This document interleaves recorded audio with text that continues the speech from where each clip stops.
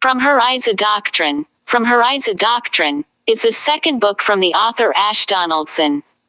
The book takes place in a dystopian future where Western civilization has crumbled and the European stands on the edge of existence. Whilst it is set in the future, the book takes the tale into the ancient ways of European spiritual traditions, a rebirth of an ancient spirit. Two of the main characters being named Ethelstan and Leonidas should give the reader some indication of exactly how this rebirth takes form. I first became aware of Ash's work when he appeared on Red Ice, but it wasn't till we shared personal mails that I began to take a real and meaningful interest. Ash was kind enough to reach out to me and shared some excerpts from his book that he thought I might find interesting. Herself. Drifting off to sleep, she awoke with a start, unsure at first if she had been dreaming. She had seen her mother, not weak and worn as she was before she died, but young, so young that Phoebe wondered if, rather than her imagination, it might in fact be the oldest of her memories. "Come to me, Phoebes," her mother had said, and the memory of that pet name, not heard since she was a child, now brimmed Phoebe's eyes with tears. The longer she was awake, the more the vision dimmed, the features on her mother's young face vanishing. As the seconds ticked by, it was like losing her mother all over again, and now in her mind she could see her mother only the way she looked in her last days, her face lined with worry. Yet when Phoebe had come home every night, her mother had still managed to form those lines into a smile. In the last weeks, as cancer ate away at her body, she hadn't even the strength to raise herself off the couch, but she smiled at her daughter in spite of the pain. Phoebe knew, that day when she returned to their one-bedroom apartment, that this would be her mother's last day on Earth. And still her mother managed a faint smile as she greeted her daughter for what they both knew would be the last time. 3 months separated that day from this, yet it felt so recent that sometimes Phoebe imagined she could dash back to that moment and follow her mother through death, as through a swinging door whose next flap would show the way to her mother's retreating form. No one else, not a single person in all this city could understand her loneliness, and no one would even care to listen. Phoebe had no desire to live in a world so indifferent to her existence. Suicide, far from being viewed as a cry for help, was now so common as to be utterly devoid of drama. It was even called the White Death. While it was rare among other races, it had become the most frequent end to a white's life. No one would mourn her or even find it worth mentioning. But no sooner did Phoebe resolve upon death than she became equally determined to leave some record of her existence, something to show that she had lived. Even if no one read it, it would still be something that, like a child of her own, could not exist unless she, too, had lived. It would be a history of the world, her world. Then she could put an end to her life. The delay proved to be short, for the history she knew was not a rich one. Only 2 days later, she was nearly finished with it. It was the 4th day of October, in the city once known as Minneapolis, in the year 2107, 3 generations into the Retribution. Asterisk asterisk asterisk asterisk asterisk it was late evening and time to go home. From her job in the Chinese-owned food warehouse, Phoebe caught the bus that would take her out of the Hispanic neighborhood, along the edge of Somali town, to the white ghetto, wedged in the south side of the city, where she lived. Around 30 people were already on the bus as Phoebe looked for a seat. She walked past an old Mexican man, who eyed her as he grasped a rosary of Santa Muerte, the skeleton goddess that had all but replaced the Virgin Mary in his people's religion. He appeared not to be part of larger group a few rows further on, which could have been one family, the nature of whose links and bonds was unclear. Finding an empty spot near the middle, she sat down facing an elderly Hmong couple who sounded like they were having an argument, though their language made it difficult to tell. 2 rows further back, 2 white women presided over their mixed-race offspring, which displayed dramatically different hues, suggesting a variety of fathers. Further still, Three black men joked loudly while eyeing nervously a larger group of Somalis at the rear. As the bus pulled away from the stop with a jerk, Phoebe opened her little book, and suddenly the world around her disappeared. I was born in 2088, in the 43rd year of the Retribution. There is nothing in history but the Retribution, and the evil times that led to it. Phoebe bit her lip in thought. How do I know there is nothing else? She remembered her grandmother's Bible, the only book, apart from a book of poetry, that she'd ever read outside of school.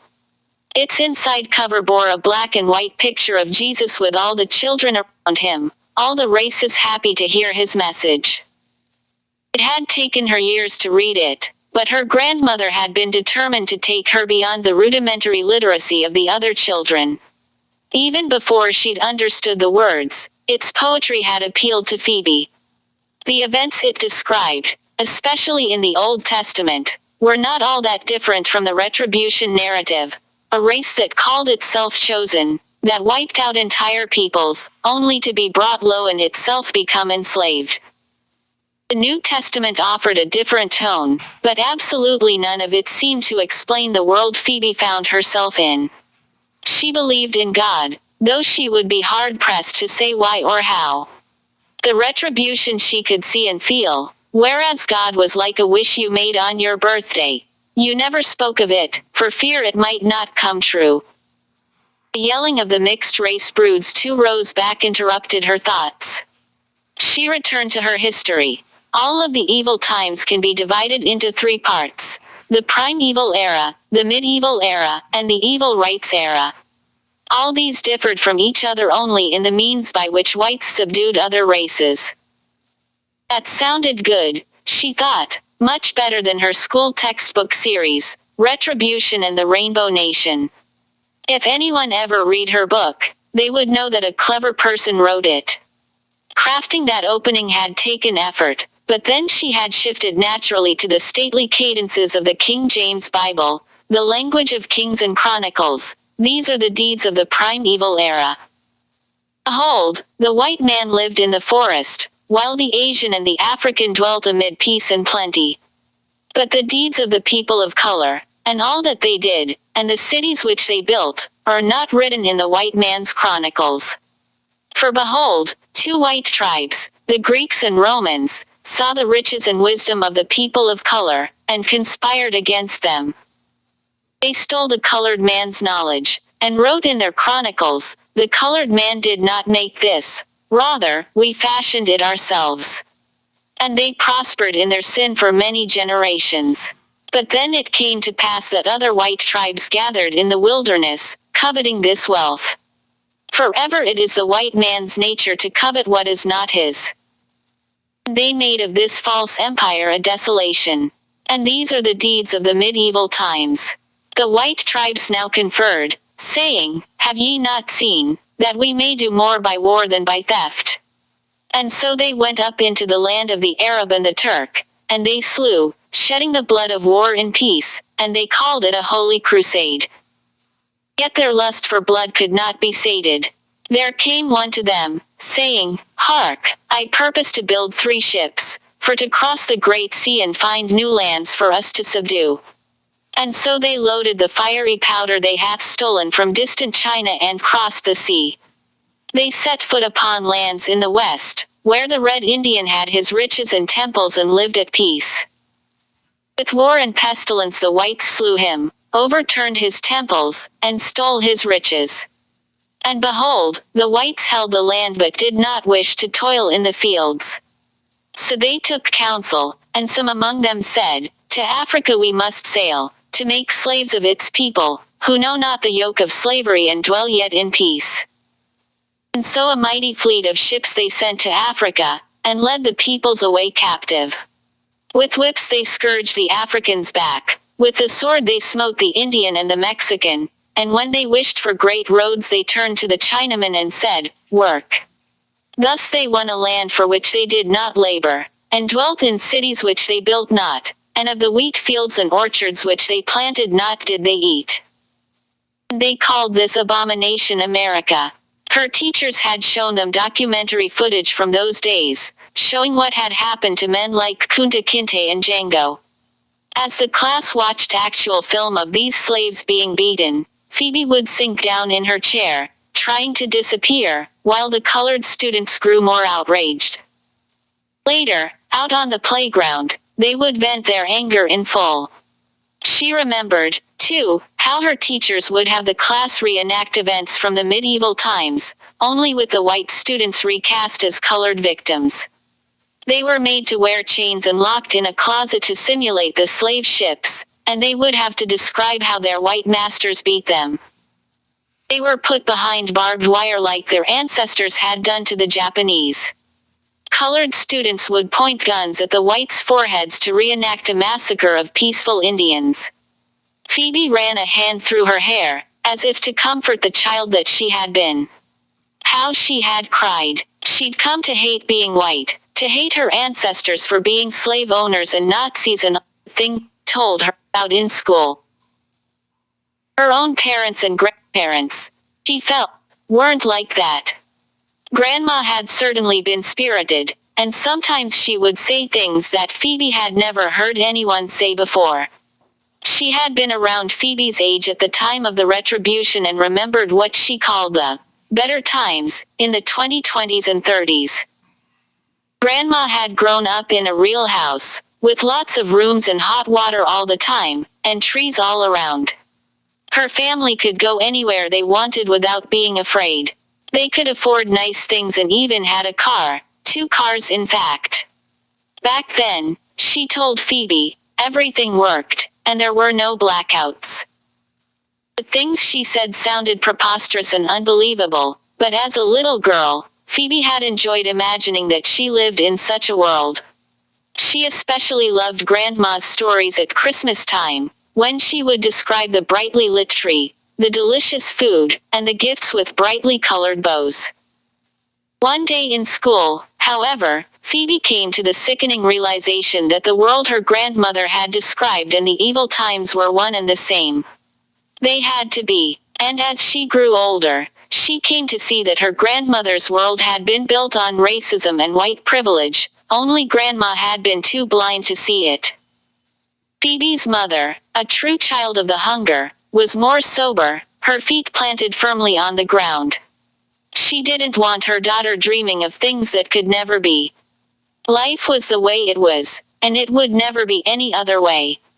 Better to work hard and have a little common sense, because those were the things that would get you through life. Whenever Phoebe would come home from school crying, her mother and grandmother would argue. Gradually, she came to understand that the Retribution was more powerful than her family, that it had done things to hers, and others, and it could do yet more. It was far better to submit to its wrath than to flee it. The faster one said, I am guilty, the sooner the punishment ended. And so she would hold on through the worst parts at school, when they went over the dreadful violence whites had unleashed in the medieval era, until the class reached the evil rights era. This block of instruction had violence, too, but not on so epic a scale, and Phoebe seemed more able to follow its twists and turns than the rest of the students. The white men prospered, yet some feared, saying, Behold, even as the colored peoples toil, they are become many, as the sand which is by the sea in multitude. How long think ye that we may hold this land? And so they removed the shackles from the black African, to convey him by sea back to his land. Yet his numbers were too great, and he continued to multiply among them. Then the white man halted the ships from Asia, but this availed not, nor did the Mexican leave the land which was in truth his. But verily, without the colored races, the white man is nothing, and he fears this knowledge. And so in the evil of his heart, he devised another plan. This idea of white dependence on other races, so central to her education, rang true to Phoebe. The whites she knew seemed utterly incapable of the grand crimes of their ancestors, launching ambitious crusades, colonizing entire continents, putting populations to the sword. The whites she lived among were feeble, simpering, hollow inside. Suicide and drug overdoses were all too common. Her teacher said that even before the retribution, whites had realized that the future did not belong to them. They felt it in their bones, and so they stopped having children in sufficient numbers to replace themselves, and all this long before the retribution. These are the deeds of the evil rights era. Fear for his posterity ate at the white man's heart.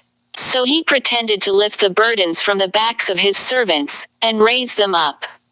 He said to his brethren, "Let us do reverence to the colored man's ways, and name our streets after his kings, and listen to the music of his princes. Let us admit his kinfolk into our lands, so that he may not have complaint against us. And we shall prefer his sons and daughters to our own in our great schools. We may even choose one of his own as our king. Yet we need fear not, for it is a little thing, and our gold and silver shall not fail." Such was the perfidy of the white man in his privilege, for he knew well that in giving, the master knows himself to be master, and the servant, in holding out his hands, knows himself to be such. Reading back the words, Phoebe thought this was much better than her own textbooks, which had consisted mostly of simple sentences accompanied by drawings of what life had been like before the retribution. Yet maybe, she thought, the pride I take in writing is one more sign of white privilege, evidence of the primal sin within me. One could never escape it, it was in the blood. Whites had done awful things to the rest of the world, then they had compounded that evil by having children. How many times Phoebe had longed to have brown skin and escape the life to which those ancestors had abandoned her. The white man's merchants had dominion over all the earth, while his magistrates would freely slay the black youth in the cities, for he held their lives to be of little worth. And a wall he began to build, to halt the Mexicans from entering the land he stole from their fathers. But the blood he shed became a judgment upon him. The blacks in the cities were filled with rage, and bestirred themselves to riot. And the Mexicans laid down the corpses of their children and tore down the wall that blocked their way. These events her grandma did not remember so well, for she had been a child then. But she did recall an election that all the grown-ups had been talking about. Then many of the white men forsook the counsel of their elders, saying, "When we elect our new king, or mayhap a queen, let us make it as a new founding of the country. If our people shall humble themselves, and pray, and turn from their wicked ways, then our sins will be forgiven. The colored races cannot be numbered for multitude. The days draw nigh when our race shall be extinguished, but if we bow our faces to the earth, perhaps there shall be a place for us in the new kingdom." But others of their hated tribe would not hearken to this, and hardened their necks like to the necks of their fathers, saying, "We will not give away the inheritance of our fathers." Yet these had not the choosing of the king, but those others, who said, "Nay, let us not follow the ways of our fathers, for they did much evil." When they had the victory, they tore down the statues of their fathers, yea, even of Benjamin and Abraham, to the very last white. They gave treasure to the blacks and land to the Mexicans for the wrongs their fathers had done. In their blindness, they flooded the land yet further with all the races of the world, saying, "Come, we whites are much stricken in years, for even our youth are as old men, and they neither toil nor beget." For their young men were content to lust after the image of woman, and were strangers to the marriage bed. Phoebe looked up from the book. They had entered what used to be the Longfellow community of old Minneapolis, now overtaken completely by Somalis. According to her grandmother, the city had once been one of the whitest in America. But long before the retribution, they commenced to bring in Africans, Hispanics, and Asians, all of whom, unlike their white hosts, gave a thought to the future and had many children. Before the Environmental Restoration Act, before the retribution even, whites had come to doubt if it was worth bringing children into the world, since they were evidently responsible for most, if not everything, that was wrong with it. Many, rather than have children of their own blood, would adopt colored children instead. The retribution put an end to that, for nothing was more racist than whites trying to raise colored children to be like themselves. Here and there, one could still see remnants of that last quarter century before the Retribution, the era of smiley-faced, progressive white rule in the 20s and 30s.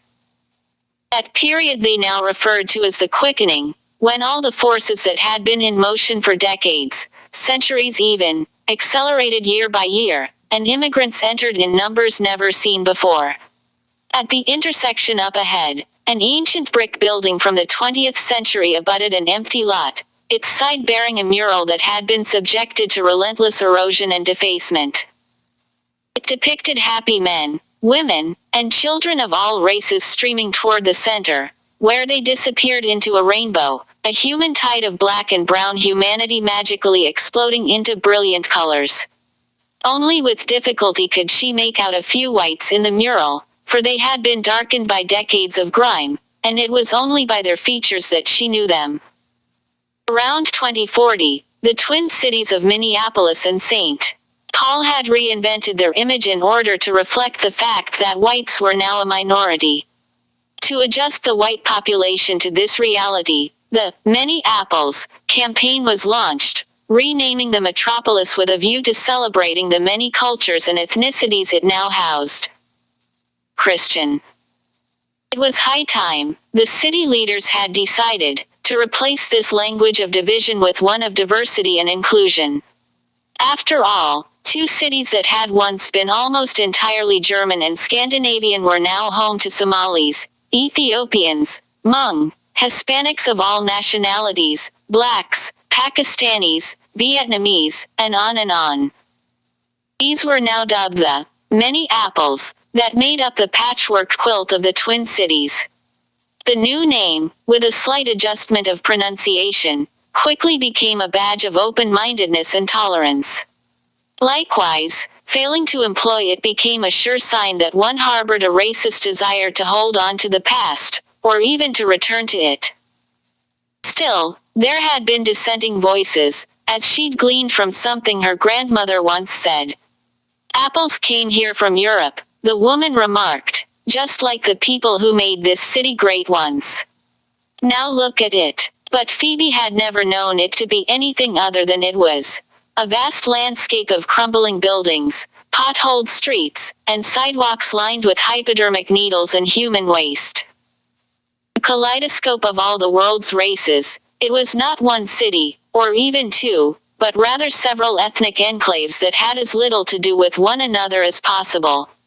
When the Retribution came, and with it the 20-year period whites called the Darkening, they found it increasingly difficult to live in their old neighborhoods. Financially reduced, ethnically overwhelmed, and socially resented, they steadily congregated in ghettos that they called the Seeds. This was an ironic reference to the Many Apples transformation, for here the whites were the small, light-colored pips in the dark and rotten apple that surrounded them. It was the South Seed Phoebe called home. It even to the last. White man ought to fool his enemies, nay eat himself. The more gave, more he became. Gold and given free son makes him think upon the whole treasure. Scraps from the table did not sat the people of color, for now they desired the table and everything upon it. In the white man's own chronicles, which he gave his children to read, the colored races could see his utter evil. Every day that passed was an act of theft. The more the white man spoke of justice, and the sins of his fathers, or he sought to exalt himself for being more just than they.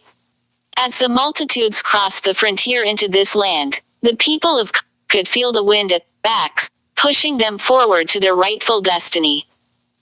The bus groaned as it shuddered to a stop, and there on the station wall, less than a meter from her face, stared out the universal sign for the Retribution, a solar eclipse. Solar eclipse image courtesy of Wikimedia Commons user DeWoolley, CC by SAW 3.0. No modification of original. Then in the 8th month, on the 12th day of the month, which was the year 2045, the heavens themselves showed what had to be done. As the 6th hour of day rolled across the land from east to west, there was a darkness at midday, and the sun was blotted out. The colored multitudes turned their eyes to the heavens, and the sight was as a voice, saying unto them, Stretch out thine hand, that there may be darkness over the land of America, even a darkness which may be felt. Thou hast asked for riches, and for the life of thine enemies. Then rise up, for ye shall rule in their stead. Thus began the retribution. Phoebe scrutinized the image before her. A black disk with just a sliver of white light peeking out at the bottom. Rumor held that the portion of white light on the image grew smaller every year, and that it would disappear completely when all whites had either melted into the other races entirely or quietly died off. She suspected this was not true, however, for in one of the Muslim apples she had seen a different version entirely, a black crescent enveloping a white core. The people of color stormed the great marts and storehouses, and they smote the cities with the edge of the sword. And some of the whites joined in, saying, I am like unto thee, person of color, leastways I did always take thy side. Yet the colored man said to him, Thou art not like unto us. Lo, this is but a trick, for now thou hopest to escape the judgment, thou traitor to a hated race. The white man denied it, saying, Nay, is it treason to stand for the true? For whensoever the white man found comfort or happiness, we called to mind his guilt. Even so did we instruct his children, that they cannot escape the guilt of their race. Then laughed the colored man, saying, Ye have sown the wind, now reap the whirlwind. And he raised his hand as if to strike down his enemy. But the white man said, Wait, hearken unto me. Shall we not make of this a rainbow nation? Then the colored man replied, The rainbow hath no color white. And so they struck these down, as well. Even unto the towns around the cities did they go, saying, Thy silver and thy gold is mine. And the earth rent with the sound of their rejoicing. The white man trembled, for he knew his guilt, and his scribes brought it ever to mind as the cities burned. His elders met in council and said, This is but a passing thing, for behold, they do but follow the orders of a general by name of Dind. This man and his captains did plan this thing long ago. We need but find him, and make of it an end. And it seemed to be of a truth, for in this city and that, when a man burned or slew and the magistrates caught him, he denied it, saying Dind did do it. Yet this notion was but more conceit from the white man, that the retribution was the devising of a single prince, and not the just wrath of the multitudes. The retribution, Phoebe knew, was not limited to those bloody days and nights of August. In truth, the retribution had never ended. It became the basis for the refounding of the country that many whites had called for but never imagined they wouldn't be a part of. Then the colored people said, Let us make our throne better than their thrones. They came to the white queen, saying, Thy reign is over. She replied, saying, Yet I had the election of the people. And ye can see that I am a woman, that I have had a woman's suffering at the hands of the white man. I am like unto a colored person. But they reviled her, saying, Thou art white, and carry thy birthright upon thy face. Ever didst thou speak of Theniself as a lamb yet go to sleep with the wolf? And they drove her out, to return to her kind. Then they said to themselves, Let us have no king or queen, for who may contain multitudes. And let us drive off their elders and judges. We shall choose our own elders, and they will be like unto king, judge, and counselor at once. Thus may the retribution move swiftly. And one of them said, With no king, need we no palace. Let us forsake this one, for its very name is white. And another said, Even let our elders meet in another city, for this one is named for an owner of slaves. And so they handed over the palace and the court and the elders' council chamber to those in the city who had no homes, and their own elders met in the great city to the north, where the colored races did dwell in great numbers. Then their elders took counsel, saying, We know of wages that each man in the cities receives, for which he toileth not. Yet why do the whites receive it also? Rather let it be levied from them. Phoebe looked down at her daily pay stub. Long ago, the city's universal basic income, a product of the quickening, had been replaced by a national non-white universal basic income, commonly referred to as the Nubian. No whites could receive it. In fact, it was they who paid for it by a special deduction, which was indicated on her pay stub by the words, "Ret tax." Yet the white man still prospered, until the people cried, "Do not the people of color sit upon the throne of this kingdom?" When some among the whites raised their hands to resist, did not we throw the white horse and his rider into the sea of color? Ye call yourselves our elders, confirm thy words. The League of Colored Races was coming asunder, and so the elders did fear. They conferred for many days, and then declared a retribution act. Phoebe knew she had simplified things here. The Retribution Act was not one law but several, passed over many years.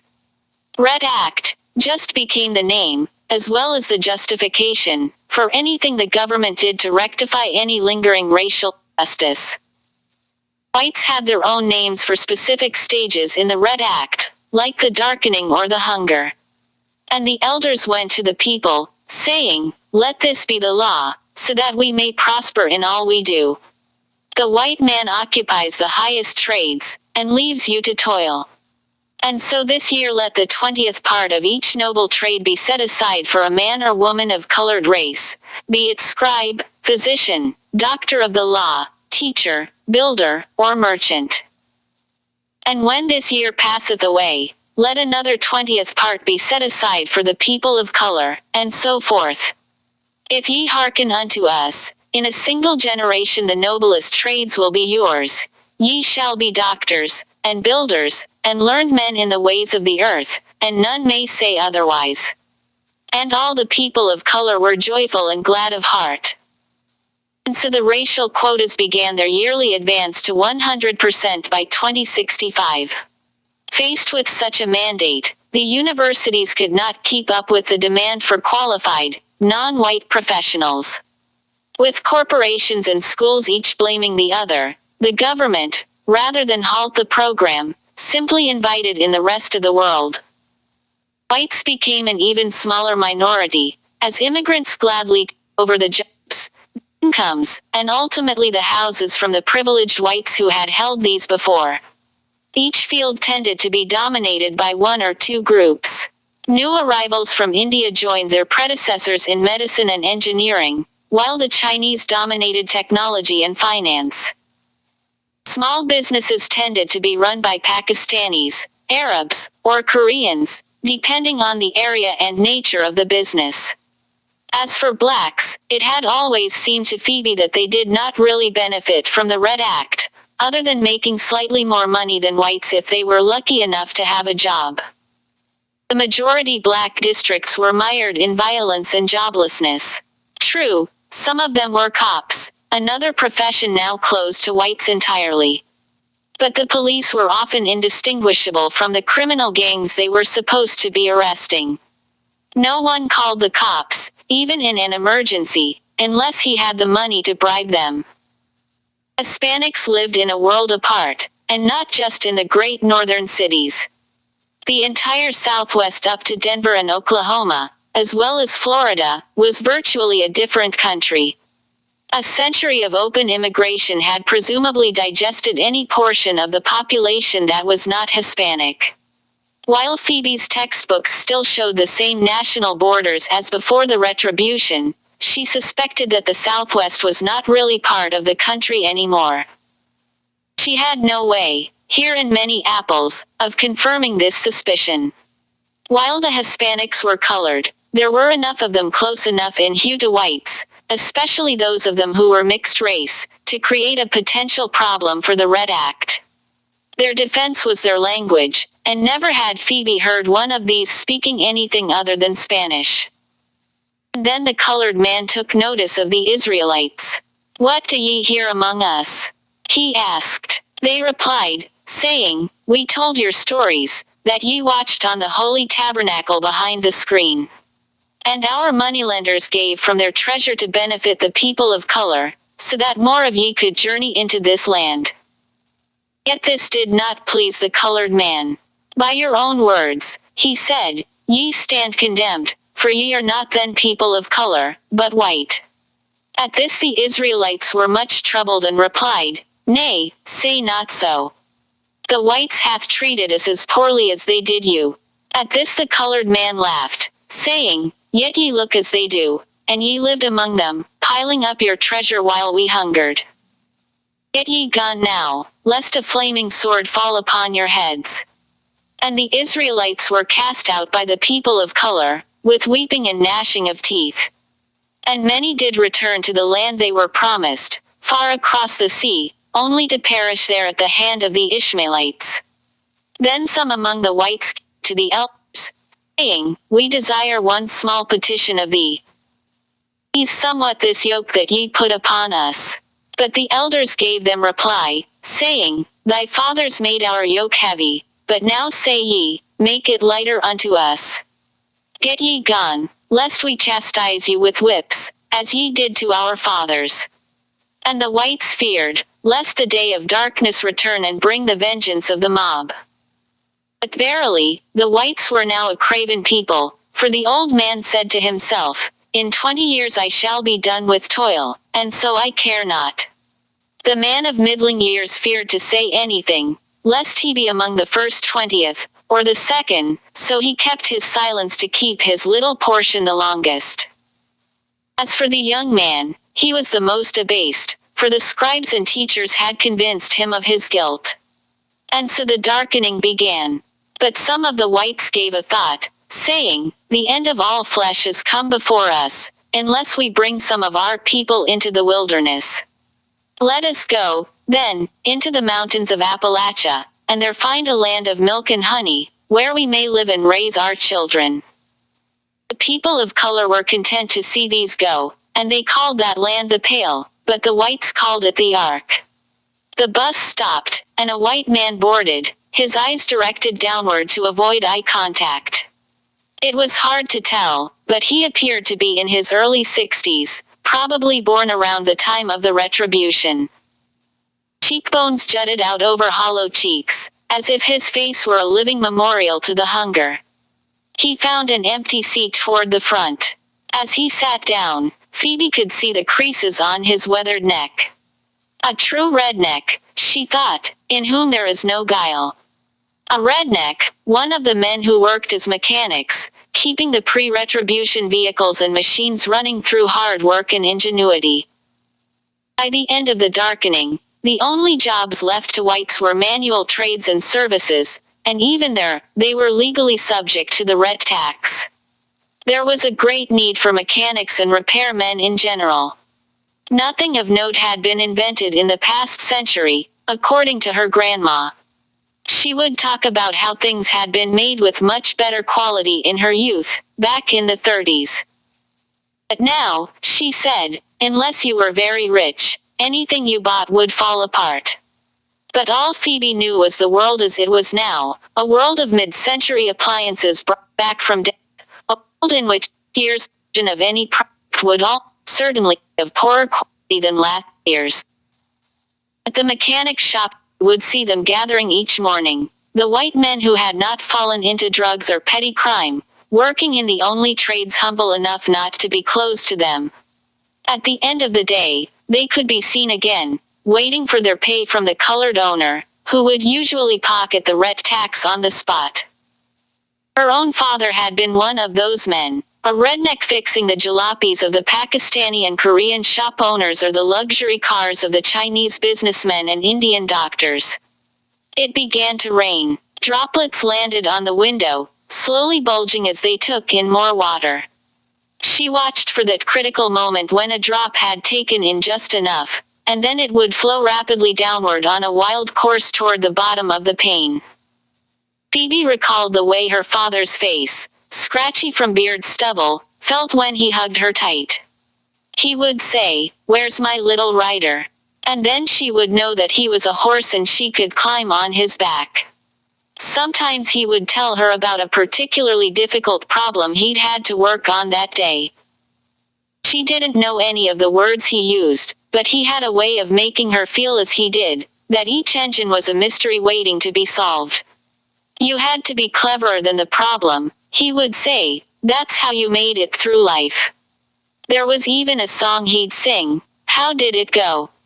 Figure it out. And he would snap his fingers twice each time he said it. She was only 6 when he was killed, shot from a moving car as he walked home one day. No one was ever arrested for the shooting. Her mother never spoke of it, but later Phoebe suspected it had been joyriders trying out a new gun. She missed him so much. As a child, she had found herself blaming him for his own death. Why hadn't he been able to figure it out? Surely her father's wits were so sharp that only a great mystery of gigantic proportions could overcome him. To die that way, so pointlessly. Then she would feel guilty for blaming him, and tears would fill her eyes as she longed for his scratchy face and powerful arms around her once more. How hard it had been on her mother was something she only later appreciated. To support them, she'd had to take on double shifts at the old garment shop with its antique machines, working herself to the bone. Her body grew gaunt long before the cancer weakened her further. How easy it would have been, after her husband's death, to shack up with some colored man looking for a white wife. But she was stubborn and proud, and she made sure Phoebe avoided the drugs and prostitution that enveloped so many white girls. Only when her mother was dying did Phoebe fully realize how much her mother had done for her. It had taken her a long time, but Phoebe had come to the conclusion that the world, in fact, held no puzzle to figure out, no hidden rhyme or reason, just randomness and cruelty. It was not a world she wanted to live in. Just a bit more, though, and all was done. In the 20th year, the 20th part of the noble trades became colored, and there was not a merchant or artisan, teacher or disciple, physician or scribe who was white. Yet some among the people of color cried out, saying, "We are not among the divisions of the learned, nor have we anything to call our own. What availeth us the retribution?" And so the elders conferred. At length they replied, saying, "One trade yet remains to the white, and that the noblest of all, the tilling of the soil. Yet he hath stolen this land from your fathers." Some among them hired laborers, and bade the Mexican work on land which was his father's. And others made machines to do the toil, then sent your black fathers into the cities. Why take ye not the land for yourselves? The husbandman that labors must be first partaker of the fruits. And the people rejoiced, for they could already see the harvest in their hands, though they had not yet sown. And so in the 21st year of the retribution, the land was returned to the hands of the Mexican, and the black, and the Indian, and every person of color that would but stretch out his hand. Yet they did not have their father's learning, nor did the white grant it to them. The seed they sowed had no depth of earth, and when it sprang up, it had no root and withered away. Tares grew up amid the wheat, and thorns choked it, and the land did not yield its produce. And the herds of cattle did perish, for they had no grass. Famine then consumed the land, and there was a great wandering of peoples. The elders then gathered up all the food of the field, which was round about every city, and laid it up in the cities. And so the famine was all over the land, but in the cities there was bread. 7 years did that famine last, so that all the plenty that was before was forgotten, and men called those years the hunger. And in those days the whites perished in great numbers, for the man in the village fled to the town, yet the famine followed him there, and so the man in the town fled to the city. Phoebe's mother had lived through that period as a child. She told her of the terrible times when their family was without a single morsel of food. Men begged, stole, even killed for food. As for Phoebe's grandmother, usually so talkative, she refused to speak of those days. Tears would form in her eyes at the very mention of the hunger. Once Phoebe asked her mother why Grandma cried like that, and her mother spoke of a baby boy Grandma once had. He would have been Phoebe's uncle, only he died during the hunger. Thinking of her baby, she said, was why Grandma was so sad. As for Grandpa, Phoebe didn't remember much of him, but she recalled his bad limp, which her mother said he got during the hunger. But some whites did flee to the Pale, and they did not sojourn alone. For some people of color did go with them, as well as the mixed race, thinking to remain with the whites in spite of the curse that was upon these. From beyond the Pale they came, prodigal sons to the ark, asking for scraps from the Father's table. There arose a great dissension within the ark. Some said, "The ark has sailed, and the boat is full. If we let down the gangway, we invite in the flood."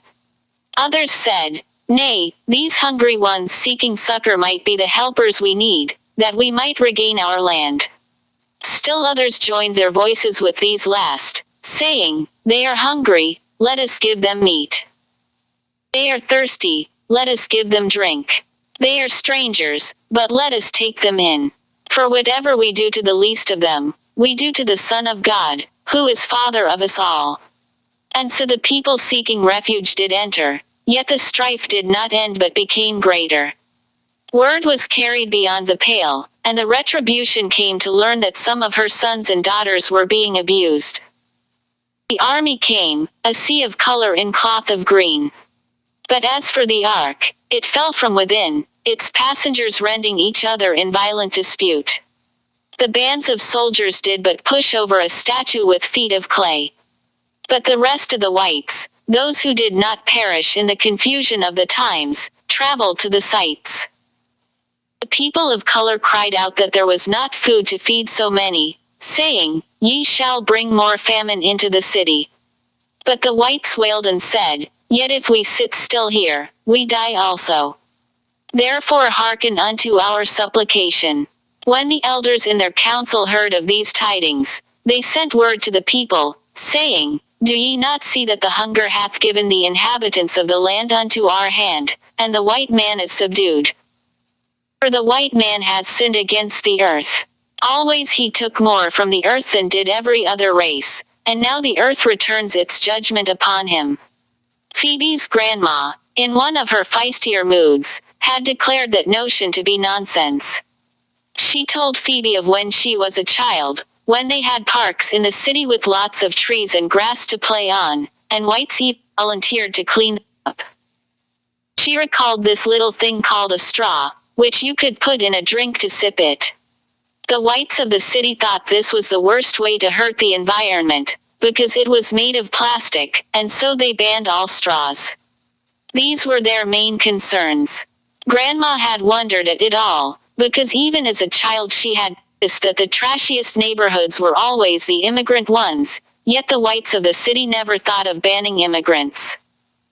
Then the elders gave judgment, saying, "To restore the earth, therefore, we must lessen the white man's numbers. So let every white father have but one child, and thereafter let him be made barren. But hold their women not guiltless. If a woman should take a colored husband, let her bring forth many children, for they are not white then but colored.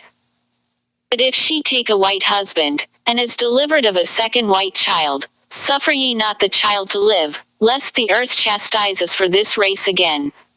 But take the body of the child and give it to our learned men, who may study it or use its inner members for another's need. And in this case, let the firstborn be counted an orphan, and let father and mother be sent to great workshops, and the child to labor there as well. These workshops shall have no machines, but human toil alone, so that these whites may do penance to the earth they have wronged. Thus shall the earth be cleansed."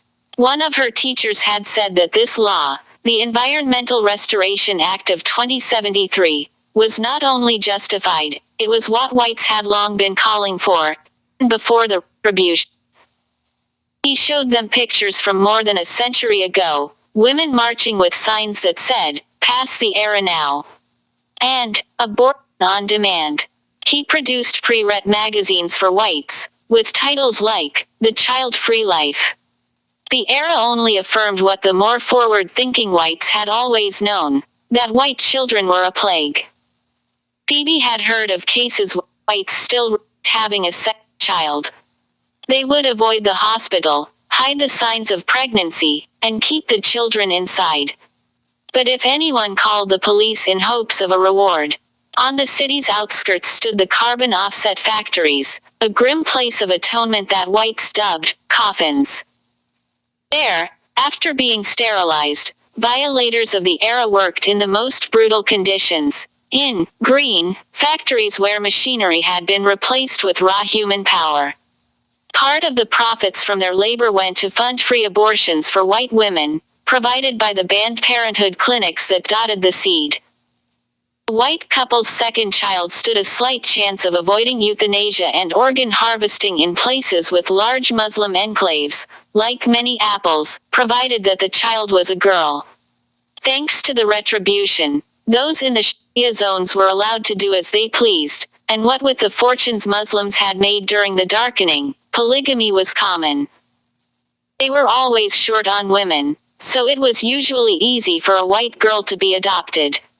She would be raised in a Muslim family according to their ways, never knowing her real parents, slated to be the third or fourth wife of a much older, wealthy man. But of white boys there was no need. They were euthanized at once.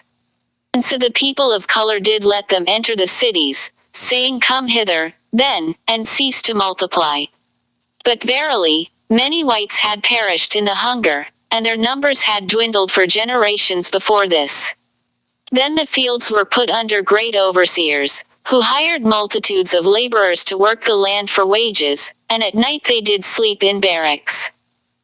Thus the famine came to an end. The bus stopped again, and the two white women got off, their mixed-race broods in tow, the children staring at her as they pushed their way past. One of the older ones hit the redneck hard in the shoulder, but the man looked down and ignored it. This man, Phoebe reflected, was almost certainly wifeless and childless. No one would continue his line. Unlike white women, he had no way out, no escape from the retribution. Since the darkening, it was almost unheard of for a colored woman to marry a white man. Yet white women had an avenue of escape, if not for them entirely, at least for their children. For the mixed race, provided they were dark enough, would be born without white guilt, and no one was keener on proving they were colored than the mixed race. Although Phoebe had come to despise her features, the color of her skin, and her blue eyes, from an early age she had noticed something odd. While coloreds reviled whites as a group, and white women were certainly not exempt from this, such women were desired, possessive, often brute way. They were highly sought after, but that in turn only further reduced any possibility that such women would be having white children. By the time Phoebe was 14, most of the white girls in her class had paired up with, or been claimed by, one of the blacks, seeking to escape the brutal treatment still being meted out to the white boys. It made her think of a poem in her grandma's book, and in the margins of her chronicle she wrote, "This way the race ends, not with a bang but with a baby." The eclipse would be total. And Phoebe, completely alone now, had no desire to be in such a world. Tonight she would close her book, and take all the pain pills her mother had left behind. The bus shuddered suddenly, then gave a grinding sound. She looked up, but the fluorescent lights prevented her from seeing much in the evening darkness outside, except the occasional dim street lamp. She suspected they were nearing the end of Somali Town. Only a kilometer or so further on, and she would be in the south seat. And instead, bus into an tall, its driver cursing it in an unknown language. The redneck moved to the front and told the driver he could take a look at the engine, a message which, after several gesticulations, the driver finally understood. The bus door squeaked open, and the mechanic disappeared into the darkness. Phoebe looked around. The Somalis were gone now. The Hispanics were getting up as a group to exit the bus, evidently having little faith in the mechanic's ability to fix the problem. Chattering away, the Hmong appeared ready to wait it out, while the blacks paid no attention to their plight. They could be stranded here for hours if the bus company didn't have another bus to send out here. She calculated how many blocks separated them from the seed, and then from her apartment. If she left now and walked, she could be home within half an hour. Rising from her seat, she went down the aisle and exited the bus. The redneck was at the rear, poking at the engine. "Can you fix it?" The man looked over at her, his face an unearthly pale red in the brake lights. He shook his head sadly. "There's too much wrong here for me to fix." Then he resumed his hopeless examination. Leaving the bus behind, Phoebe set out for the seed. The rain had stopped, but the wind whipped about her, searching for any uncovered skin. She hunched her shoulders, trying to get her neck under her scarf but unwilling to expose her hands to the chill. She tried to remember if there had ever been a day so cold this early in autumn. Perhaps it's always been like this, she thought. Maybe I just forget every year, so that every winter is like the first one. Looking up, she saw the moon, shrinking now but still mostly white, and a sky twinkling with stars.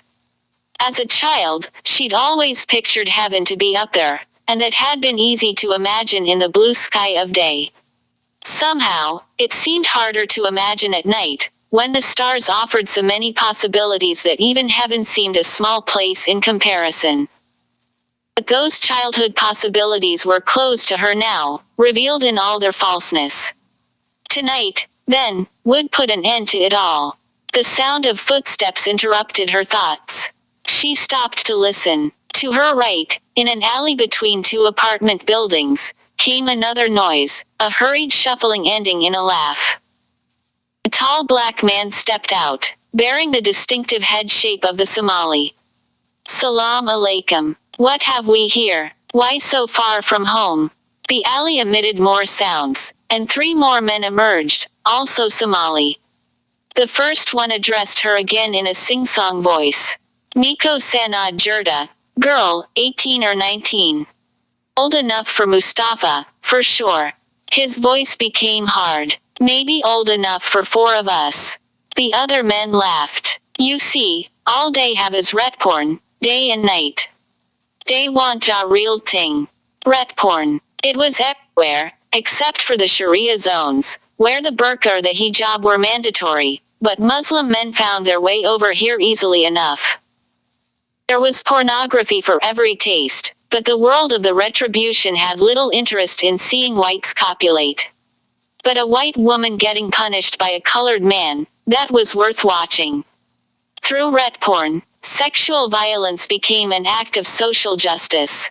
The woman would pay for centuries of white oppression by being violated and humiliated in every conceivable way, and she would be made to know exactly why it had to be this way. Men preferred to do it in person, of course, but it was getting harder to meet the demand. Ret porn was the answer. Phoebe looked at him. He loomed only a few feet from her, his mouth glinting with gold and silver teeth as he smiled in anticipation of what he would soon be doing. The others were jeering and uttering more guttural sounds. She screamed. Mustafa, still smiling, suddenly grabbed her arm, and his powerful grip prevented her from breaking free. He pulled her forcibly in the direction of the alley, where the others were already headed. Panic seized her as darkness crowded round. Phoebe knew there would be no return from that dark place. Suddenly she didn't want to die, she wanted to live and fight for every breath. And then, inexplicably, everything changed. Mustafa's grip suddenly went slack as he yelled in pain, and Phoebe looked down to see his forearm broken halfway up, horribly distorted away from its natural straightness. She looked up in time to see a white fist reach his chin, an uppercut that raised the hefty man off his feet and propelled him backwards. He collapsed with a thud on the ground. The mysterious figure then drove his boot down upon Mustafa's groin, causing him to double up and scream in hellish agony. The other men stepped out of the alley and surrounded the mystery man. He stepped into the moonlight, which shone on a white face marked by pronounced cheekbones and a firmly set mouth. His brown hair was cut quite short, and his blue eyes sparkled, taking in every detail around him. The 3 Somalis took out knives to cut short their work. The white did not flee but took out a knife of his own, which glinted in the moonlight. As the screaming began, Phoebe fainted.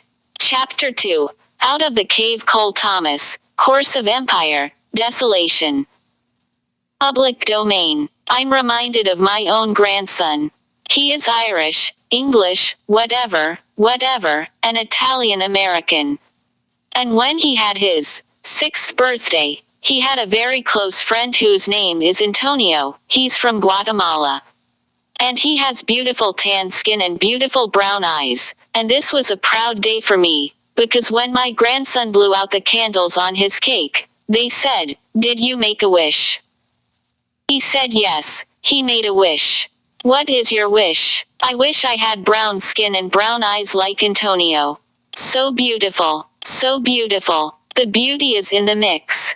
The face of the future for our country is all American. And that has many versions. U.S. Representative Nancy Pelosi, 2018. 3. Phoebe dreamt she was her mother.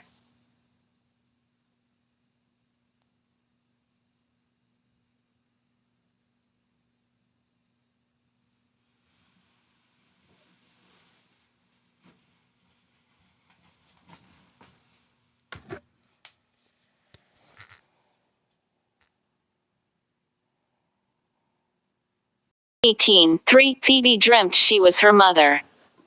She was lying on the couch through those terrible days of spring before she died.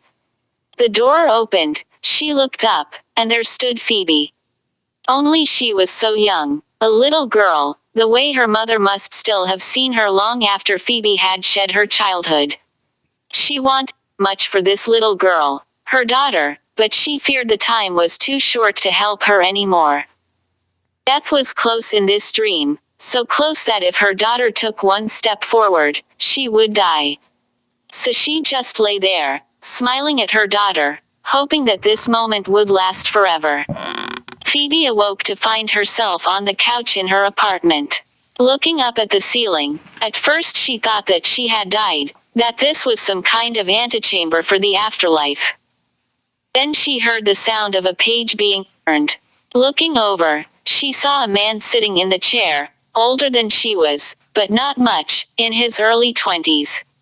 A scar ran down the left side of his forehead and disappeared into his hair. He looked up, and his eyes were blue-gray orbs that looked into her and beyond, all at once piercing, chilling, kind, and lonely. She recognized him as the one near the alley, facing down 3 men, but remembered nothing else.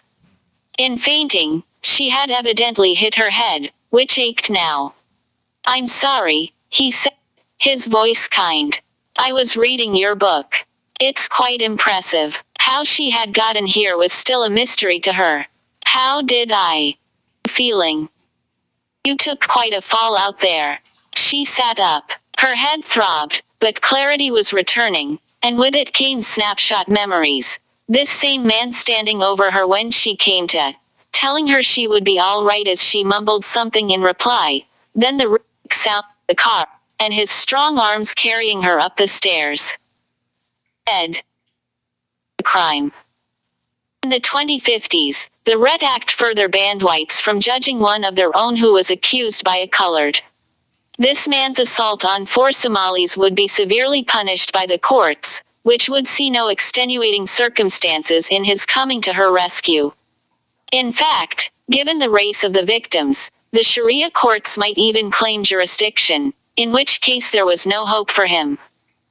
That is, if he survived long enough to even see a courtroom, which, given what he had done, was doubtful. "I knew what I was getting into," was all he said in reply. She looked at him closely then but saw no hint of bravado. How he had happened to be there at that moment was a question that seemed less interesting now than the man himself. Something fearsome seethed in him, just below the surface. He does not look like a man on the run, she thought. More like a hunter. Yet she felt completely safe in his presence, perhaps because she felt that he would never direct this ominous something at her, only for her, as he had back there. He was completely unlike any man she had ever met. Shyly self-conscious, she asked if he'd like some coffee, then set about making it for both of them.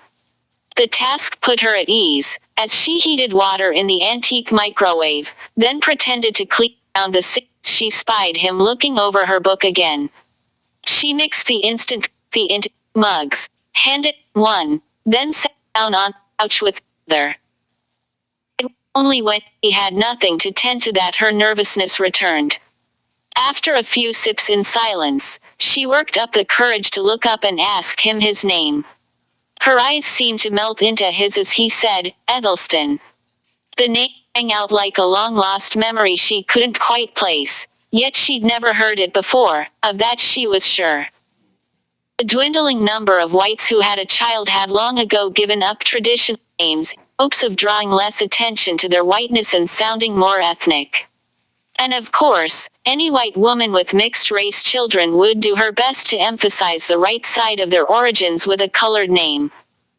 Apart from her father, who went by Harry, on the rare occasions when she had met a John or Henry, it had been an old man. But this man's name sounded older still, ancient.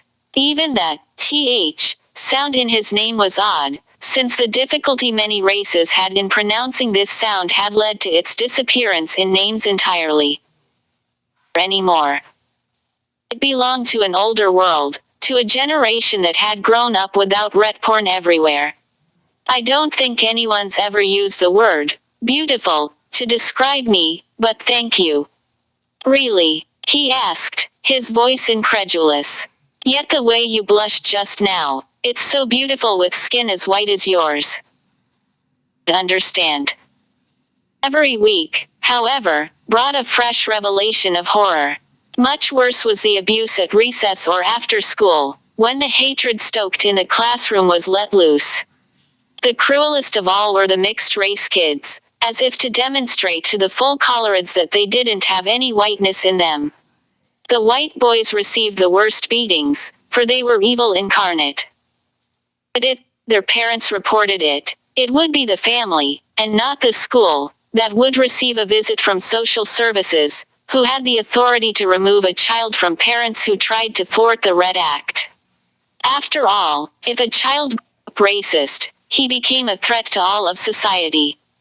Here was a man who had presumably once been one of those boys, on the receiving end of the retribution, yet his words ran counter to everything she'd learned, as if the whiter, the better. It all sounded so crazy, that she wavered on the edge of argument.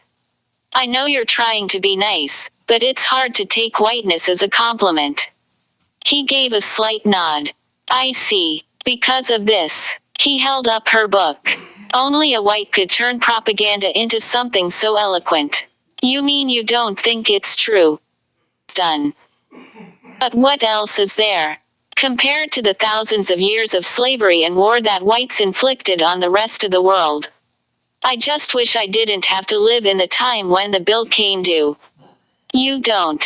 The thought gripped her. Does he know what I was planning to do tonight? No, how could he? There has to be some other meaning to his words. He went on. Look, Phoebe, you think that war didn't exist until whites arrived. The Red Indians had wars long before that evil Columbus showed up. They couldn't get enough of killing each other. In fact, they had huge temples where they sacrificed their enemies by the thousands, then they ate their flesh. As for slavery, you think whites invented it. Africans were enslaving each other long before the white man showed up, and they did it long after he stopped. The Arabs enslaved far more Africans than the white man ever did, and they were far more brutal. He looked down at the book. And they taught you that whites stole everything, right? That they never came up with anything on their own. Heck, Phoebe, Africa and the Americas didn't even have the wheel before whites came along. Maybe it would be better if they never had. Phoebe was quiet. The only person who had talked like this was her grandmother, but even she had never contradicted the whole retribution narrative in one fell swoop. Her gripes had been the petty injustices of day-to-day, but once her complaints were vented, she had grudgingly accepted the system. There was no other way. Edelston interrupted her thoughts. Let me ask you a question. Who invented the car? She didn't know. Her education had never covered that. Cars were just something that existed. There. A light bulb. Who found how to make electric power in the first place? Not that it's done them much good. She was silent, suspecting the answer but waiting for him to give it.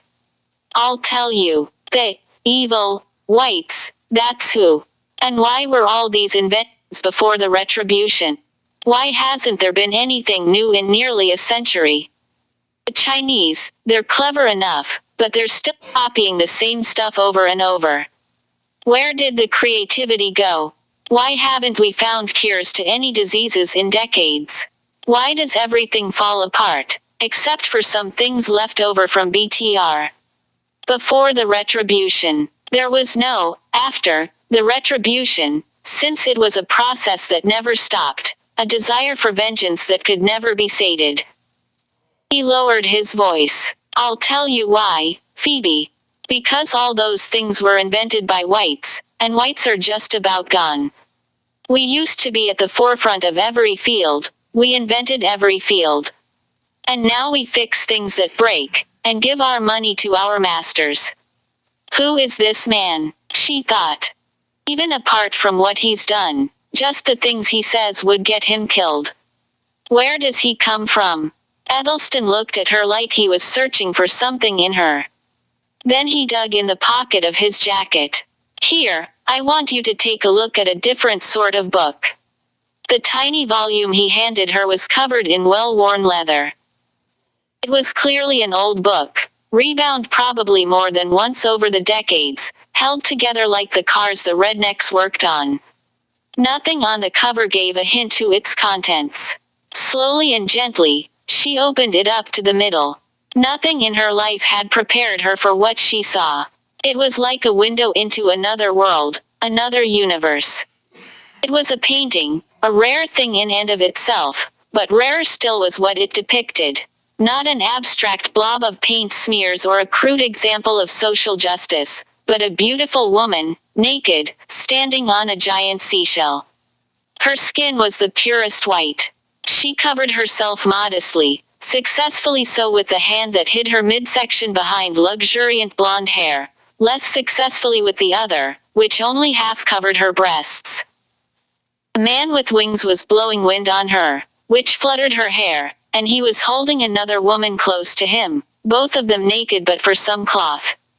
On the other side, a woman wearing a dress, also with pale skin, was holding up a robe or blanket to offer a cover to the woman in the center. At the bottom of the page, it said, Botticelli, The Birth of Venus. Sandro Botticelli, The Birth of Venus. Public domain. Never had Phoebe seen whites portrayed this way, with such loving attention to their faces, their bodies, their skin. She couldn't take her eyes away. It couldn't have been more unlike the murals and drawings her education had presented to her as art. In comparison with this, she felt a cult of ugliness had run amok in her world. There's more, Edelston assured her. Her left thumb let a few pages flip by, until she came to a very different painting. A woman wearing a robe of a rich, dark blue, holding a white baby who had a golden circle about his head.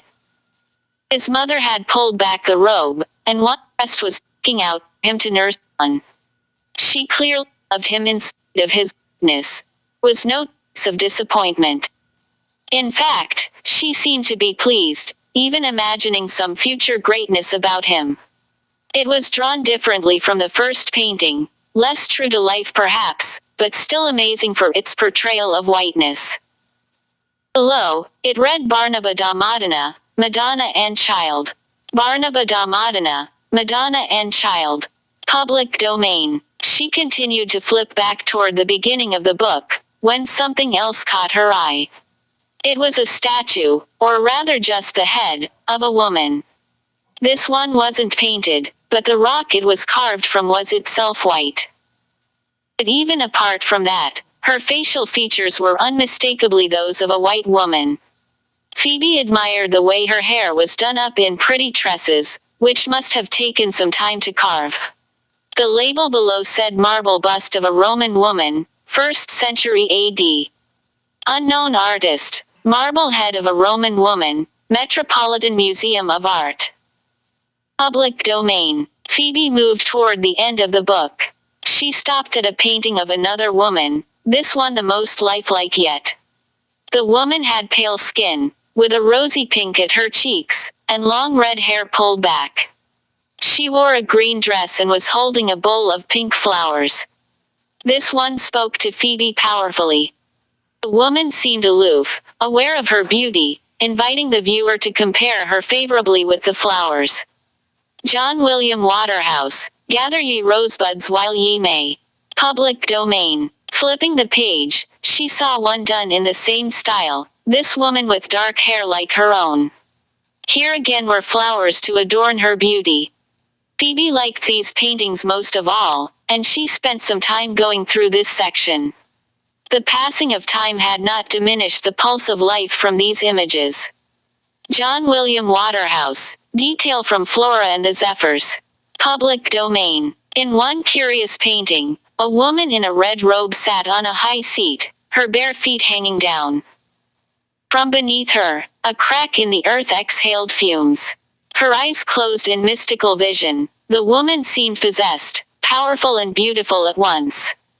Phoebe wondered what the woman was doing. The title below read John Collier, Priestess of Delphi, but that gave her no clues. John Collier, Priestess of Delphi. Public domain. There followed several in a row that especially moved her.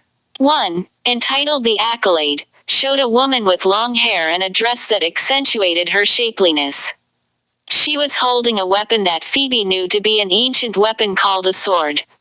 She recalled that whites had done terrible things with this weapon in the medieval times. This woman, however, was doing something altogether strange with the sword. She was holding it out and resting on the shoulder of a man kneeling before her. She wasn't about to behead him. It was clear that the man was consenting to this. He was holding his hands together, while others in the background watched this solemn moment. Edmund Blair Layton, The Accolade. Public domain. What is she doing? She asked Ethelston, turning the book toward him to show him the picture. She's making him a knight. A knight. There had been little said about knights in her education, other than that they brutally attacked the Arabs and Turks without provocation. Certainly nothing to explain this scene. But then she recalled the stories her grandmother had told her when she was very little. Fairy tales, she had called them, stories with words like knight and princess. Knights, she seemed to remember, rode horses, and in the stories they saved princesses, from what, she could not remember. What struck her most of all about this painting was the pose, a man kneeling before a woman. Such behavior toward a woman was unimaginable today.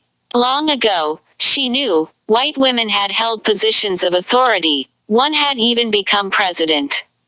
Before the retribution, women had lived in an artificial world, one made by white men, a world of carefully policed manners, where people begged to be forgiven for offending, and the highest virtue was sensitivity to others' feelings. The whirlwind of the retribution swept all that away like chaff. White women were traitors, after all. The driving need for racial retribution ushered in a more brutal world, a man's world, where a man took what he wanted and laughed at the notion that he owed anything to anyone. White women had turned back in horror to seek protection from their men, only to find that they had raised a generation of emasculated slaves, slaves who knew whom to obey now that the whip was in a new hand. In the Sharia zones, women were veiled and shuttered, but they were no less property anywhere else. The prostitutes were only slightly more honest than the other women, who fought each other over the men who impregnated them by turns and abandoned them. It was a world of ret porn and drudgery, a disgusting, depressing world of woman undone. Never had Phoebe witnessed a scene even remotely like this painting, except deep in her memory, something stirred. She was very little, only 4 years old, walking into a room where her grandmother was standing. Grandpa, old as he was down on one knee, holding out a ring to her grandmother, who had tears in her eyes. Alice, he called her, and Phoebe remembered wondering why he called Grandma that. Then her grandmother held out her hand, and he put the ring on her finger. Later, Grandma explained that in olden days, a man asked a woman to marry him with such a gesture, and that every year on this day, Grandpa would do such a thing. Phoebe had scarcely any memories of her grandfather, and she treasured this. But reality is she knew it held no romance, no mystery between the sexes, no inspiration like in these images before her. Could the people who made such beauty be evil? The next page showed a knight and princess again, only this knight sat atop a horse.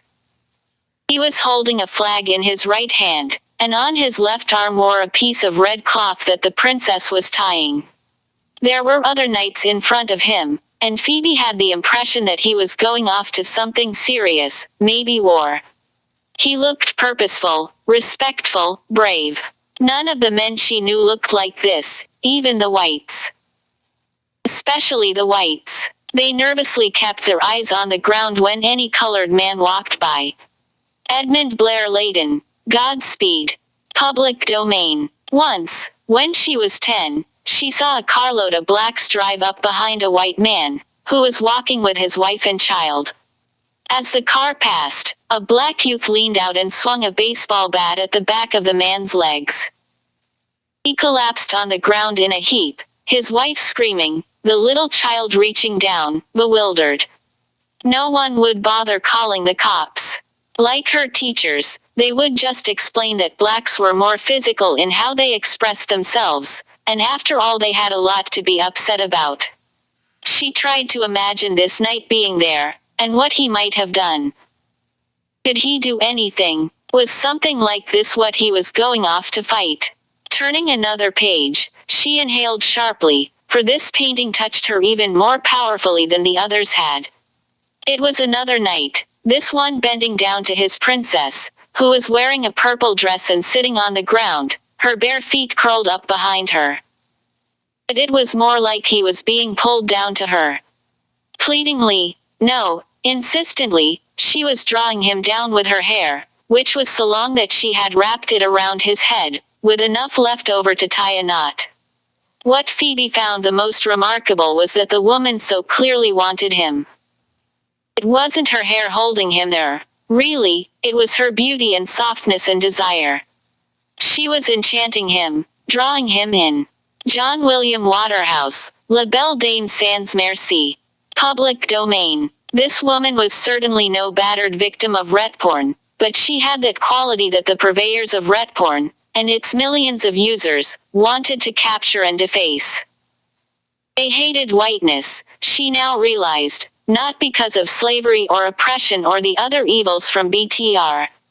They hated it because it was beautiful. It was purity and nobility and light and love and all the things that she saw in these pictures, and they hated it because they didn't have it.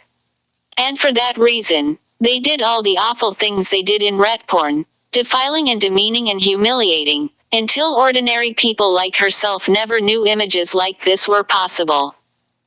And yet their loathing continued, and would continue, until all whites were gone, whether killed, outbred, shamed into death, or mixed into other races.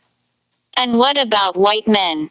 She suspected they had learned to hate themselves and take on all the guilt of ages, even before the retribution. How else explain it? Yet Edelston were right. She knew he to be. Every invention that shaped the modern world had been created by white men. According to him, all the fields, all the professions that were now divvied out among the various races, were once dominated by white men. Their replacements had obviously made a hash of it. Could it be, she wondered, that they hate white men for their creativity, their genius, and their talent, just like they hate white women for their beauty and their power to inspire? At the bottom of the page, she noticed something, then flipped back through the book. As the pages turned, she fixed her attention not on the images but on the words at the bottom. At the end, she looked up at Edelston. All of these were made by men. Yes, they were. Do you find that odd? I guess I've never thought of white men being capable of that. And why would they, today? Where are those women? Realizing what he meant, she felt shame for her sex. It was true, white women were complicit in their own degeneration. If they were victims, all too many of them were willingly so. Phoebe, he said, and her ears tingled at the sound of him saying her name. Why do you think all of those inventions were made? Don't you see? You're holding the answer in your hands. Each of those had a woman in mind. The beauty and magic of our women were the inspiration for every achievement, for all of what we used to call civilization. Every noble stand in battle against overwhelming odds was done with women in mind, wives and lovers, mothers and daughters. Every great building, every arch and line, was just an imitation of the beauty of your form. It's all been for you. And now that you've fallen, we've fallen, too. Look around you at the results. But it doesn't have to be like this. She looked deep in his eyes. Skin tingled as he said, You are just as beautiful as any of these women, Phoebe. No, you are more beautiful, because you are real. You're what these men were trying to depict. Tears filled her eyes, blurring her vision. No longer did she want to die, at least not alone. But if she were with this man, any fate would seem bearable.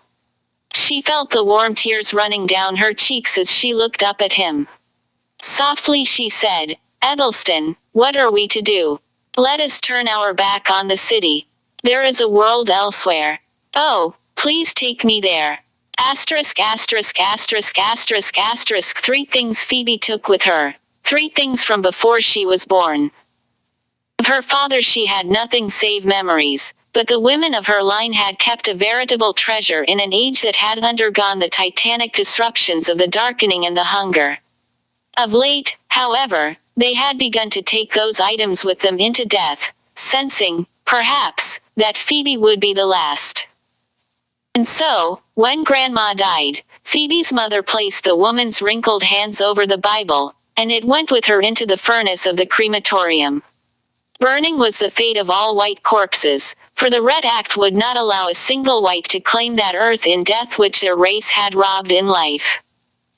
As her own mother approached death, lying weakly on the couch, Phoebe would read to her from the book of poetry. In those hours, her mother shed that obdurate practicality that had sustained her under the retribution.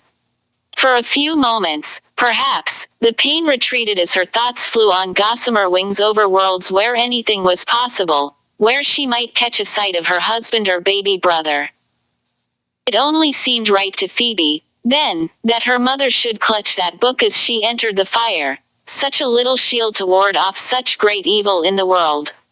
Only 3 things, then, remained for Phoebe to take. One of these was a crucifix, which she placed around her neck. Then, into her history she slid an ancient photograph from the other side of the retribution. Grandma as a child, no older than 2, being held on her own grandmother's lap. The older woman in this picture must have been born nearly a century and a half ago. The final item was to Phoebe the most precious. A scruffy teddy bear, wearing a faded yellow dress, passed down each generation from the time of that unknown great-great-grandmother. As she gathered them up, a line of poetry crept into her mind. Hearth gods I brought with me from Troy, from the midst of the burning city. For, she put the book and the bear, along with a few clothes, into an odd leather backpack Edelston had given her. He had gone to bring around the car from where he had hidden it. They would leave as soon as he returned, before daylight, so as not to draw attention to a white man driving through the city. A knock sounded. She opened the door, and there he stood, her rescuer, her knight, smiling at the sight of her.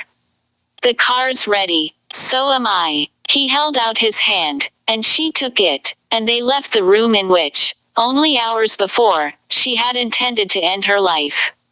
Asterisk asterisk asterisk asterisk asterisk only once before had she been in a car, when she was 4 or 5 years old. Her father must have known he was going to be test driving a car he had fixed, for Phoebe's mother had her waiting for him on the sidewalk outside their apartment building when he pulled up. Leaning over, her father opened the passenger door, and she suddenly realized that he wanted her to ride with him. Her mother helped her in, and then they were off, her mother waving as Phoebe, so small then, peered over the bottom of the window.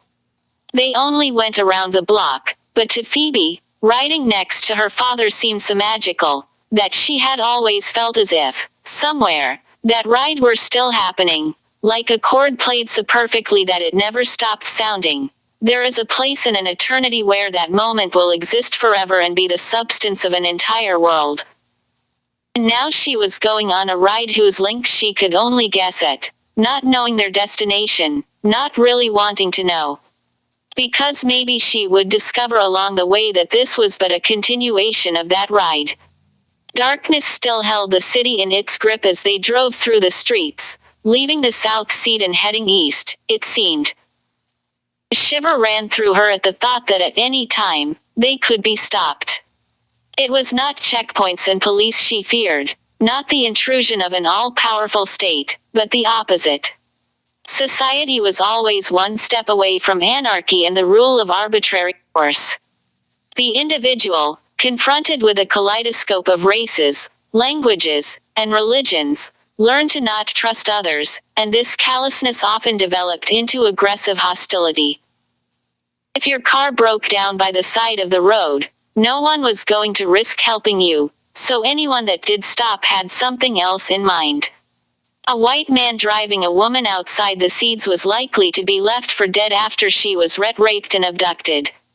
At a stoplight, a car pulled up behind them and revved its engine, its headlights illuminating them from behind. When the stoplight turned green, Edelston turned left and immediately crossed over to the right lane, entering the ramp for the expressway. The car followed closely, right on their bumper, as they accelerated. Edelston reached over in front of her and opened a compartment, removing something and putting it on his lap. Looking over, she saw the outline of a gun. She stared at it in shock. It was unthinkable for a white man to carry a gun. The gun control laws had been strict for decades, even before the Red Act declared, "There is nothing more dangerous than a white man with a gun." Strictly speaking, no private citizen was permitted to have a gun, but in practice it was easy enough for a colored man to claim the need for self-defense, especially if he were willing to bribe the police. But no bribe could prevent the full force of the law from descending upon whites. Even keeping one at home was too great a risk, since the police, whenever their paychecks weren't enough, would enter the seeds and seize whatever they wanted. This made whites an even easier target for thugs with retribution on their mind. Not that there was much to fear from an all-colored jury. This constant state of fear was yet another reason white women sought safety in a mixed-race relationship. Yet here was Edelston calmly retrieving a gun, the mere possession of which could cost him his life. As he continued to accelerate, one hand on the gun and the other on the wheel, Phoebe realized that she was still unused to the idea of a white man as a protector. The men she knew were spiritless and broken, afraid of causing the slightest offense, so unlike the knights in those pictures. Perhaps it had been that way even before the retribution.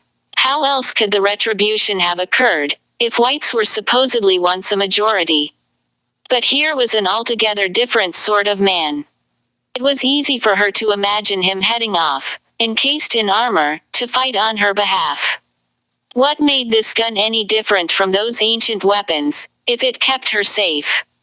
While watching the mirrors, Edelston suddenly slowed down, and the trailing car shot past, apparently unconcerned with harassing them any further. Putting the gun back in the compartment, he placed a reassuring hand on top of hers. A thrill ran through her as she felt the possession, the security, and the desire his touch communicated. The rhythmic sound of the wheels on the segments of road, the alternating light and dark of passing streetlights, and the touch of his hand all made her wonder if she were really awake, or if this were all just a dream. As they crossed the river, dawn began to reveal their surroundings. To their south lay the East Seed, its dilapidated buildings and vacant lots dotted with occasional clumps of humanity, the drug-addled homeless. To the north sprawled the Mung Apple, Centipole, its ramshackle houses occasionally interrupted by a lavish, heavily guarded compound. Here, perhaps, some local magnate or drug lord directed his little empire from within. They drove on, into the suburbs where the most prosperous lived, mostly Chinese, Indians, and Arabs, enjoying their distance from the slums of the city. Some of the mansions were awe-inspiring at first, but with a flashiness that struck her as hollow. Platoons of workers, mostly Hispanics with a few whites, were mowing and tending the lawns for perhaps the last time before the cold set in. The grounds were well kept, but that concern stopped at the edge of the yard. There was no sense of community here. No parks, no children playing outside, none of the things that Phoebe, raised on her grandmother's stories, had thought must surely exist out here. And then they left the city behind, something Phoebe had never dreamed she'd be doing. A great weight had been lifted from her, the press of humanity on all sides. The sun was now almost fully up over the fields, and she craned her neck as she had as a little girl on that drive so long ago. On the side of the road, behind a fence, a strange brown animal stood placidly, and it took her several seconds to realize she must be looking at a cow, something she had seen only in pictures. Fascinated, she kept craning her head until they were well past it, prompting Edelston to laugh. He, too, had seemed to relax now that they were out of the city. There were few cars on the road, few people to take notice of them as they continued east on the great road that linked many apples to the Hispanic metropolis of Chicano. Trucks carrying cattle and food were far more common. Edelston reached over to the seat behind Phoebe and pulled out some food for them, meat jerky and dried fruit, with water in an odd, leather-wrapped bottle. As they ate in silence, she peered further out into the fields, where huge complexes stood, each one made up of dozens of long, squat buildings that seemed to stretch forever. These, Edelston told her, were the factory farms. The hunger had made a desolation of the white countryside and ghost towns of its villages. To end the crisis, all private farms had been consolidated into giant agricultural conglomerates. Ever since, the cities got their food not from farming families, but from rural factories where workers trudged out to land they did not own, earned wages on the machines they operated during the day, and returned to their barracks at night. Some of the very men, he said, who had once owned the original farms ended up working in those factories for pitifully small wages, minus the rent tax to pay for the sins of their ancestors. His own grandfather had been one of these men, a once proud farmer who ended up a bitter and broken man. Looking out one night on the moonlit fields where once he had dared to dream of his family's future, he suffered a fatal heart attack. Phoebe thought about her own grandfather, limping along. Her family had never spoken of what happened during the hunger, but she knew that when her mother was little, her family had come to the city from a town to the south. As for her father's parents, they had perished in that great uprooting of peoples. Her father had died before she could learn about his side of the family, and she hadn't wanted to burden her mother with such talk. There were great gaping holes in her knowledge of where she came from, so that even 2 generations prior, the fog began to creep in. She noticed Edelston's hands tighten on the steering wheel as they approached what had once been a town. Anemone, the sign said.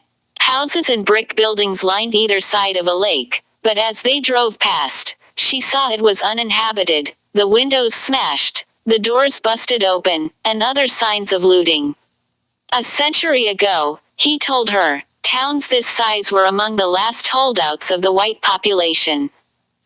Even here, though, immigrants had been flooding in long before the darkening, lowering wages and forever altering the ethnic makeup.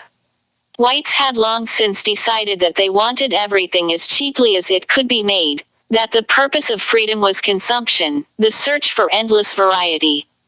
Identity was reduced to what you bought, since no other source of identity was safe. And so whites steadily became like the goods they purchased, derivative and disposable. They would crowd into vast warehouse stores, where they shambled around, nothing more than gaping mouths atop ponderous bellies squeezed into shoddy clothes. Even before the retribution, the denizens of this country had become creatures that their own ancestors would not have recognized as wholly human. The darkening, when it came, only confirmed the choice this people had already made, that the drudgery of meaningless work was tolerable if the other hours of the day were free for binging food and entertainment. Yet the security of even this pittance came into doubt as the economy collapsed. Whites had demanded ever cheaper goods until they came to realize, too late, that their own lives were the cheapest good of all. The hunger fell like a chastising rod on the people, who fled for the big cities, where food was consolidated and distributed. Those who stayed behind fell prey to bands of looters roaming the countryside. Half a century later, all that remained of a place like Menomonee, as with countless others across the country, was a ghost town, with perhaps a few living ghosts still hiding among the shadows. They left the main highway for a smaller road that, 15 minutes later, connected them to a northbound route, Highway 53. The signs were in English as well as Chinese, which struck Phoebe as peculiar. Ethelston explained that in the early 70s, after the experiment with colored farming had wreaked havoc with the food supply, Chinese businessmen had bought up much of the land in the Midwest. It was they who presided over the great factory farms, worked by a mixed labor force of whites and Hispanics. With many apples as the hub, they had gradually taken over many of the towns that had been emptied by the hunger, where they had factories for food processing and agricultural machinery, worked by the Hmong whom whites had imported to this region decades before the retribution. The eastern axis of this web extended from many apples past the pre-hunger town of Eau Claire to Wausau and Green Bay, towns now known as Wojie-Layi, Wa-Si-Wa, and Jai-Lin Bay. The sole purpose of Highway 53 now was to connect this eastern branch more directly with the northern outlet of Duluth on the Northern Sea. Traveler. I grew up in Indiana, so I guess you could say that's where I'm from, originally. But you don't live there anymore. No, I live in the north. Do you have family there? No, I have no family left alive. He softened the bluntness of it by adding, we are alike in that respect. So you live alone. Saving. At her quizzical look, he went on. I live in a different world. There's no easy way to describe it in a way that would make sense to you. No matter what I'd say, you'd never be able to imagine it. I know it's a lot to ask of you, to come with me to a completely unknown place. These words came from the man who had saved her from death, the man who had cut a hole through the retribution, taken her to the other side. Her own. After 2 hours of driving north, Ethelston pulled off the highway. They were 50 kilometers from Duluth. Solon Springs, the sign indicated as the pre-ret name for the cluster of tumbledown structures. Now, only a mechanic's garage and gas station showed any signs of human presence, its giant letters spelling out Ryder Car Repair alongside the Chinese equivalent. After parking the car in the gravel lot, Ethelston said he needed to speak with someone inside and pointed out the restroom to her. Phoebe got out of the car and stretched her legs, enjoying the midday sun despite the October chill.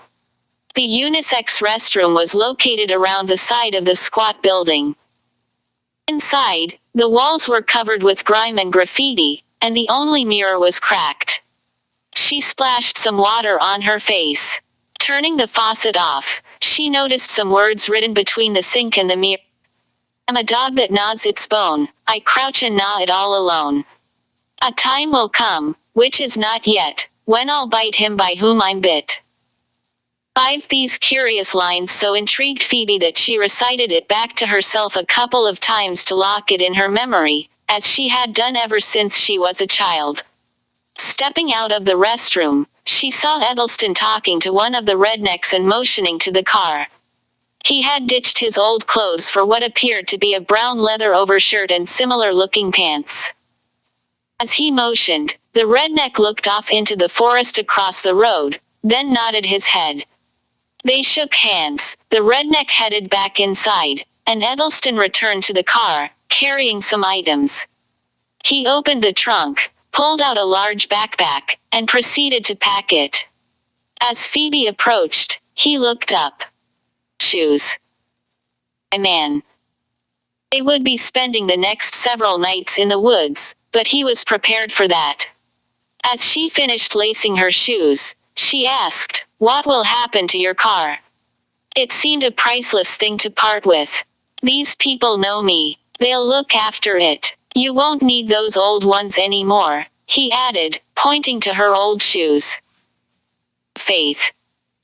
The head into the dark forest required something more, a contempt for danger bordering on the foolhardy. Yet only a day ago, she had been willing to cross the border of death alone. Now, here stood a man who would fight to protect her. If death should come for her out there among the trees, at least she would have him by her side. Watching her, perhaps drawing his own conclusions from her hesitation, he said, "I know it's a lot to ask, to just follow me into the unknown." She stepped forward and boldly took his hand in hers. "I would follow you anywhere." Smiling, Edelston placed his other hand on her cheek, brushing it softly. She didn't know what he saw in her, but as his eyes roamed across her face and hair, Phoebe looked into them, reveling in the delight she saw there. He brought her hand to his lips and kissed it softly. His next words came as a whisper that dissolved into the autumn wind rustling the leaves at their feet. I-4.0. No modification of original. When a nation forgets her skill in war, when her religion becomes a mockery, when all nation becomes a nation of money grabbers, then the wild tribes, the barbarians drive in. Who will our invaders be? From whence will they come? Robert E. Howard, 1923, 6. This is the forest primeval, Phoebe thought. She had read those words once, but never quite understood what a forest was. Not merely many trees together, but something that touches upon dreams deep within, just beyond reach. Once in the forest, there seemed to be nothing else in the world, so natural did it feel, so basic to her nature. Yet its dense infinity also imparted a sense of menace and foreboding. Lakes of various sizes dotted the area, and their route occasionally crossed a road, with houses visible in the distance. These Edelston was keen on avoiding, and they moved faster whenever they were not among the trees. He walked a few steps ahead of her, carrying a large, heavy pack with a sleeping bag tied to the outside. She bore only a small pack with her own things. Although they had far to go, he set a slow but steady pace as she accustomed herself to hiking,